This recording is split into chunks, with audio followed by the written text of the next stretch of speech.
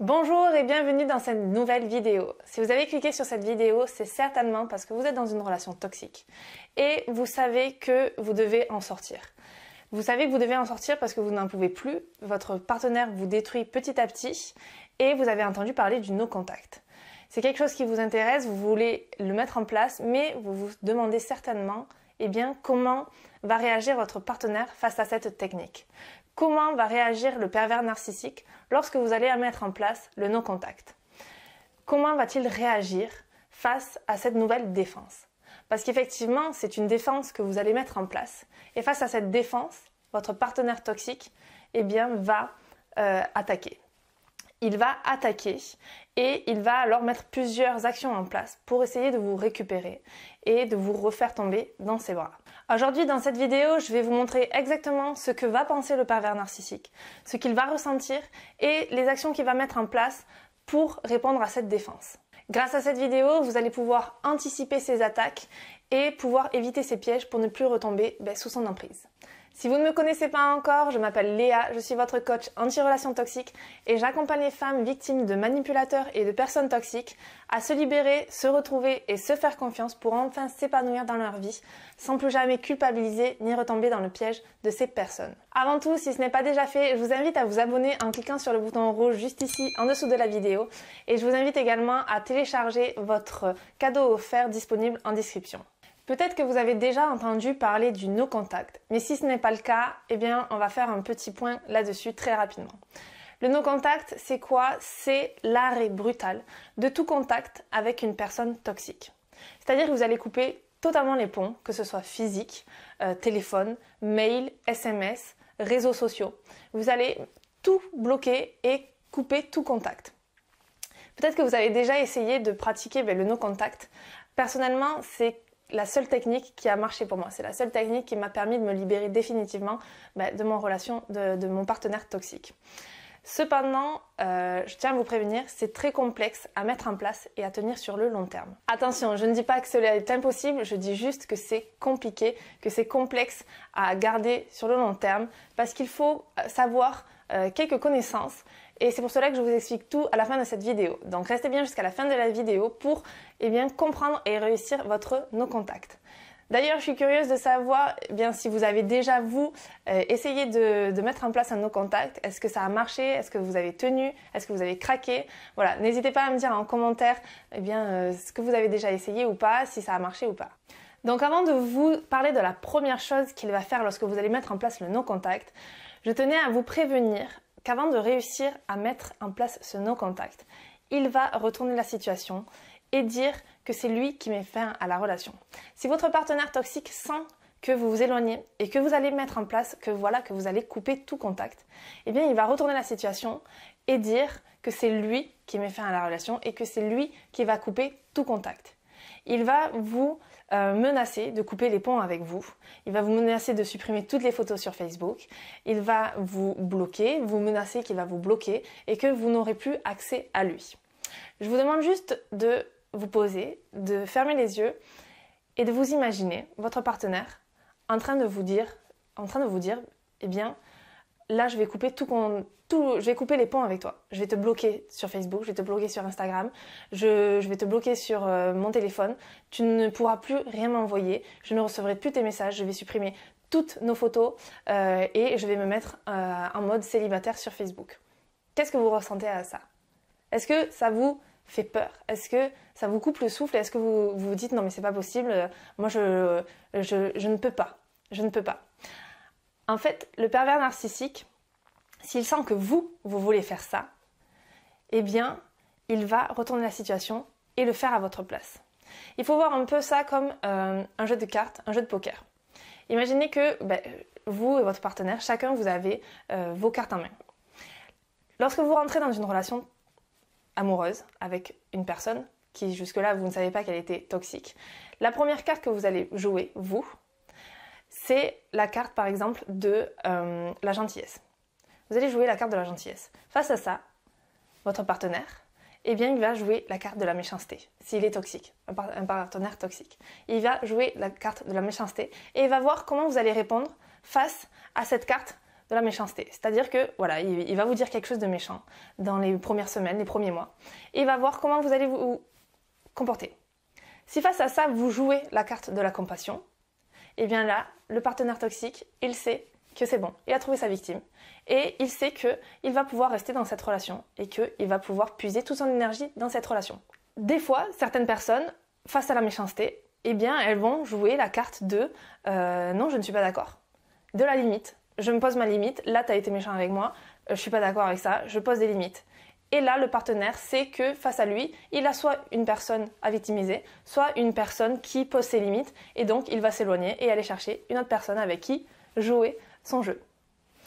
Vous, si vous avez joué la carte de la compassion, c'est-à-dire que vous lui avez, voilà, il a été méchant envers vous et vous avez eu de la compassion pour lui. Ah oui, non mais le pauvre, ok, il m'a insulté, mais c'est parce qu'il a eu une dure journée. Et bien lui, face à ça, il va jouer la carte de l'humiliation. Il va vous humilier.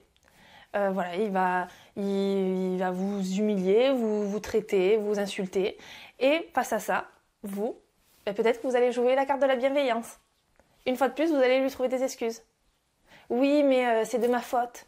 J'ai pas fait le repas comme il aime, ou alors j'ai pas fait ceci ou pas cela. Et face à ça, votre partenaire toxique va jouer la carte de la toxicité. Et bien là, pour le no-contact, c'est pareil.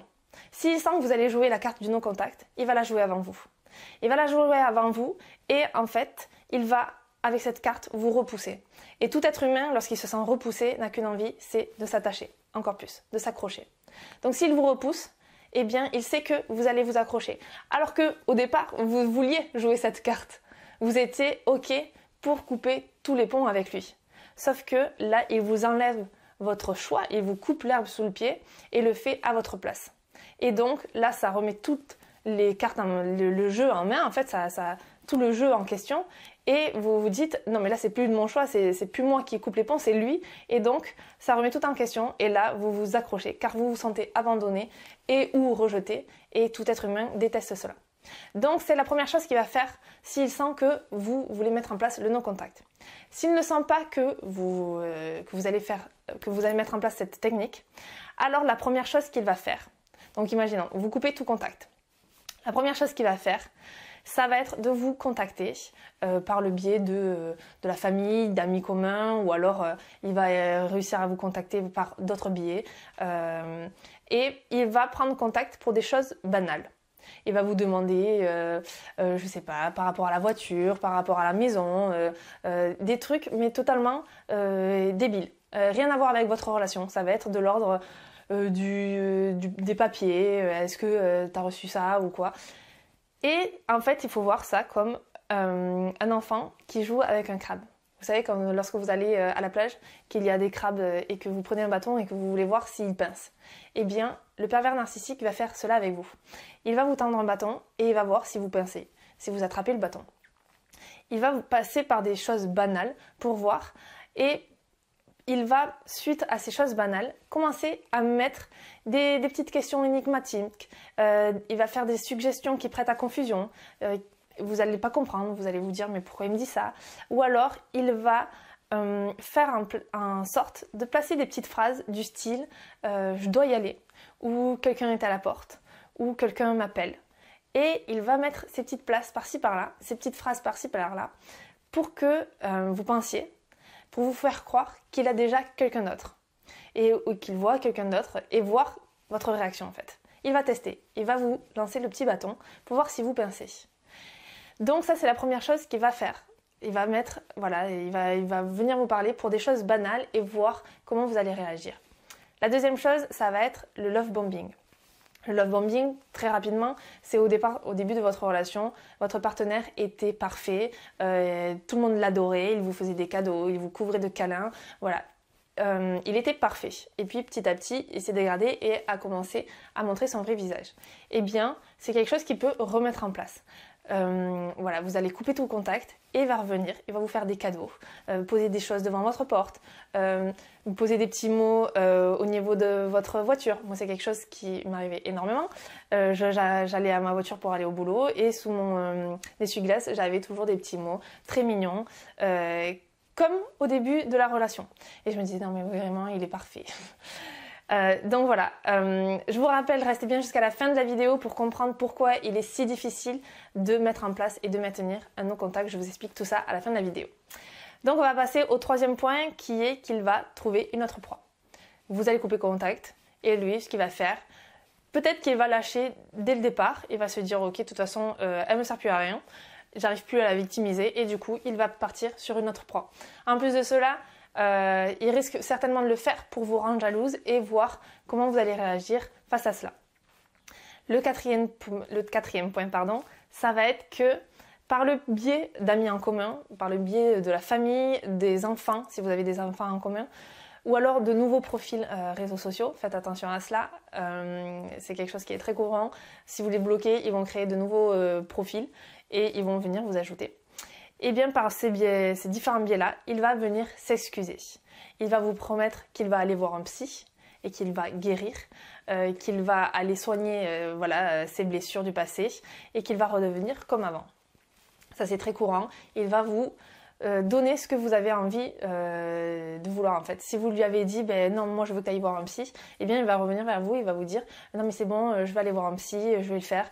Ou alors des fois c'est des amis qui viennent vous voir qui vous disent ah mais oui mais tu sais pas, mais non mais il va chez le psy maintenant, alors que pas du tout. Le cinquième point, ça va être qu'il va vous reparler du passé. Il va vous reparler du passé, il va vous dire mais oui, mais souviens-toi comment c'était, mais regarde, on faisait ci, on faisait ça. Et en fait, il va vous parler que des bons moments, bien sûr. Parce que les mauvais moments, c'est pas ça qui va le vendre. Mais il va se vendre et il va vous parler de tout ce qu'il a fait de bien dans le passé. Pour que vous replongiez dans le passé et que vous disiez ah mais c'est vrai et que vous culpabilisiez. Le sixième point, c'est qu'il va jouer avec votre pitié. Il va vous dire qu'il est malade, que c'est à cause de son passé, qu'il n'est pas bien, qu'il faut qu'il se fasse soigner, qu'il le sait, mais qu'il n'y a que vous qui puissiez l'aider. Il va vous dire oui non mais tu es la seule personne qui m'aime vraiment, il n'y a que sur toi que je peux faire confiance, je ne suis rien sans toi, j'ai besoin de ton aide. Et voilà, il va utiliser ce genre de phrases pour vous faire culpabiliser, pour jouer de votre pitié en fait. Et il n'a aucun... Pour lui... chez une personne normale, lorsque quelqu'un a pitié de vous, ça nous touche. On se dit non mais pourquoi il a pitié de moi?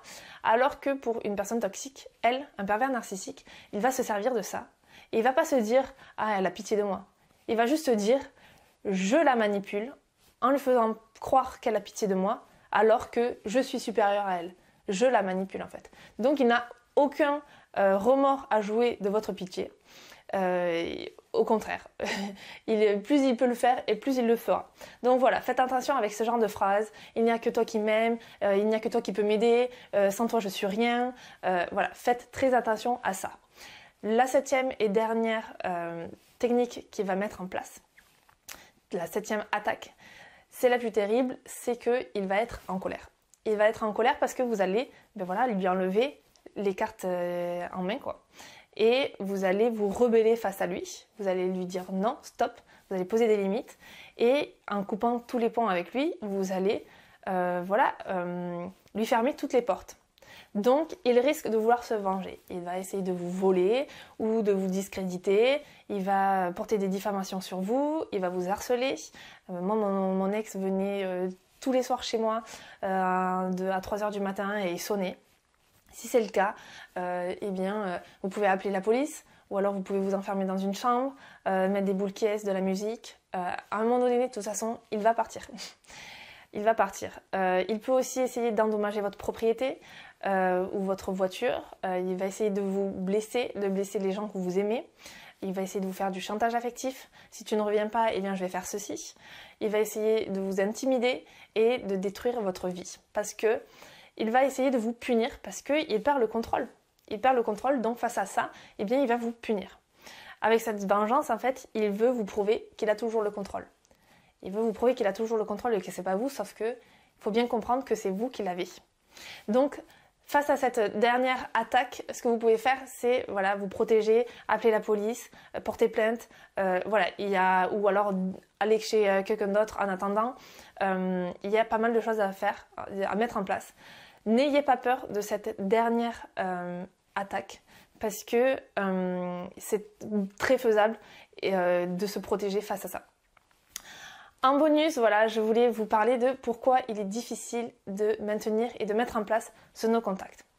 Quelles sont les connaissances que vous devez avoir pour tenir le no contact? Parce que il faut savoir que vous allez, si vous n'avez pas déjà essayé, vous allez essayer de couper les ponts avec lui. Et voilà, il va mettre en place toutes ces attaques. Et vous allez vouloir craquer. Vous allez certainement craquer. Et pourquoi on craque? Il faut bien comprendre que être dans une relation toxique, être avec un pervers narcissique ou une personne manipulatrice, c'est un traumatisme psychique.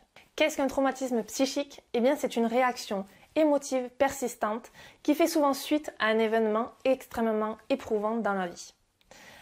On va pas se le cacher, être dans une relation toxique, c'est extrêmement éprouvant. On marche constamment sur des œufs, on a constamment peur, on est constamment humilié, maltraité. Enfin voilà, ça peut aller jusqu'à des violences physiques. C'est extrêmement éprouvant. C'est un traumatisme. Et un traumatisme, ça va vous rendre accro. C'est comme le syndrome de Stockholm.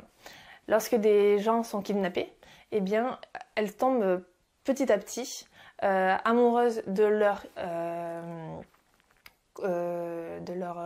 ravisseur, de leur kidnappeur. Je ne sais pas si on dit comme ça. Voilà, elles ont petit à petit de la compassion pour eux au fil du temps parce que c'est tellement éprouvant pour elles d'être kidnappées. C'est quelque chose, un événement inattendu qui petit à petit va mettre en place ces émotions. Eh bien, les relations toxiques, c'est pareil. Donc vous allez être traumatisé, ce qui va vous rendre accro et ce qui va faire que vous allez être obsédé par lui. Vous allez constamment vous demander, mais est-ce qu'il m'aime? Est-ce qu'il m'aime au moins? Qu'est-ce qu'il est en train de faire? Avec qui il est? Où est-ce qu'il est? Vous allez vouloir des fois passer devant chez lui pour voir ce qu'il est, enfin ce qu'il fait, avec qui, où est-ce qu'il est. Vous allez vouloir le traquer sur les réseaux sociaux. Vous allez jusqu'à aller peut-être demander à sa famille comment il va, qu'est-ce qu'il devient. Voilà, ça peut durer pendant des années. En fait, il faut partir du principe que le no-contact, c'est sur des années. À partir du moment où vous le mettez, eh bien, c'est sur des années. Moi, actuellement, ça va faire 6 ans que je pratique le no-contact avec mon ex-partenaire toxique. Et encore à l'heure actuelle, je me demande qu'est-ce qu'il fait, avec qui il est, où est-ce qu'il habite. Des fois, quand je passe pas loin de chez lui, je me dis peut-être que je vais passer devant chez lui, je vais voir, est-ce qu'il habite toujours là. Et en fait, la seule chose à comprendre, c'est que lorsque vous vous posez ces questions-là, il ne faut pas vous dire « Mon Dieu, je l'aime encore ». Parce que si vous vous dites ça, qu'est-ce que vous allez faire? Si vous vous persuadez que vous l'aimez encore et que sans lui, vous n'êtes pas heureuse, alors vous allez couper le contact, rompre le no-contact et vous allez re-rentrer dans cette spirale infernale. Alors que si vous vous dites « Ok, je pense encore à lui », mais en fait c'est parce que je suis traumatisée. C'est parce qu'il y a un trauma présent en moi. Et c'est des choses qui mettent plusieurs années à partir. Je sais que dans plusieurs années, c'est une personne auquel je ne penserai plus. Et j'y travaille énormément dessus, mais 6 ans encore, et bien certaines personnes réagissent. Cela dépend de la relation, de la difficulté de la relation. Donc voilà, partez du principe que ce n'est pas parce que vous pensez encore à lui que vous êtes amoureuse. Partez du principe que si vous pensez à lui, c'est parce qu'il y a un traumatisme. Et le fait d'accepter que c'est un traumatisme, alors vous allez pouvoir reprendre du recul et vous dire non mais en fait oui ok je pense à lui mais c'est pas parce que je l'aime et c'est pas pour ça que je vais retomber dans le schéma, dans ce cercle vicieux.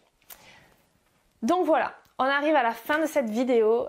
J'espère que cette vidéo vous aura aidé. Si c'est le cas, n'oubliez pas de vous abonner et de mettre en commentaire si vous avez des questions. Également, je vous invite à mettre un petit pouce bleu, ça m'aide à diffuser la vidéo et à aider encore plus de personnes. Donc voilà, n'hésitez pas à commenter si vous avez des questions, je vous lis et je vous réponds personnellement. C'était Léa et je vous dis à très vite pour une prochaine vidéo.